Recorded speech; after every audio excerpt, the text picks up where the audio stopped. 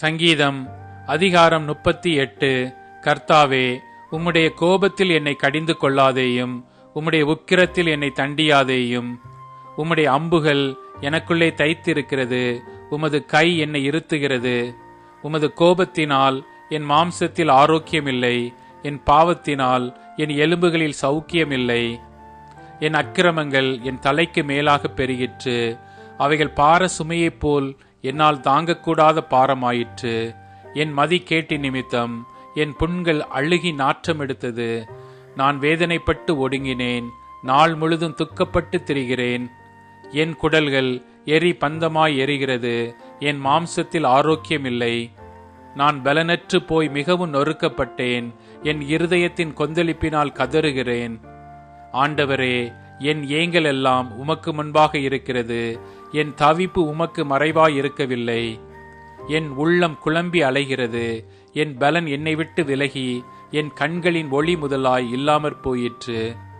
என் சிநேகிதரும் என் தோழரும் என் வாதையைக் கண்டு விலகுகிறார்கள், என் இனத்தாரும் தூரத்திலே நிற்கிறார்கள். என் பிராணனை வாங்க தேடுகிறவர்கள் எனக்கு கண்ணிகளை வைக்கிறார்கள். எனக்கு பொல்லாங்கு தேடுகிறவர்கள் கேடானவைகளை பேசி நாள் முழுதும் வஞ்சனைகளை யோசிக்கிறார்கள். நானோ செவிடனைப் போல கேளாதவனாகவும் ஊமையனைப் போல வாய் திறவாதவனாகவும் இருக்கிறேன். காது கேளாதவனும் தன் வாயில் மறு உத்தரவுகள் இல்லாதவனுமாயிருக்கிற மனுஷனைப் போலானேன். கர்த்தாவே, உமக்கு காத்திருக்கிறேன். என் தேவனாகிய ஆண்டவரே, நீர் மறு உத்தரவு அருளினீர். அவர்கள் என் நிமித்தம் சந்தோஷப்படாதபடிக்கு இப்படி சொன்னேன். என் கால் தவறும்போது என் மேல் பெருமை பாராட்டுவார்களே. நான் தடுமாறி விழ ஏதுவாயிருக்கிறேன். என் துக்கம் எப்பொழுதும் என் முன்பாக இருக்கிறது. என் அக்கிரமத்தை நான் அறிக்கையிட்டு என் பாவத்தின் நிமித்தம் விசாரப்படுகிறேன். என் சத்துருக்கள் வாழ்ந்து பலத்திருக்கிறார்கள். முகாந்திரம் இல்லாமல் என்னை பகைக்கிறவர்கள் பெருகியிருக்கிறார்கள்.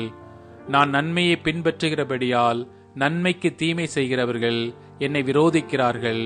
கர்த்தாவே, என்னை கைவிடாதேயும். என் தேவனே, எனக்கு தூரமாயிராதேயும். என் இரட்சிப்பாகிய ஆண்டவரே, எனக்கு சகாயம் செய்ய தீவிரியும்.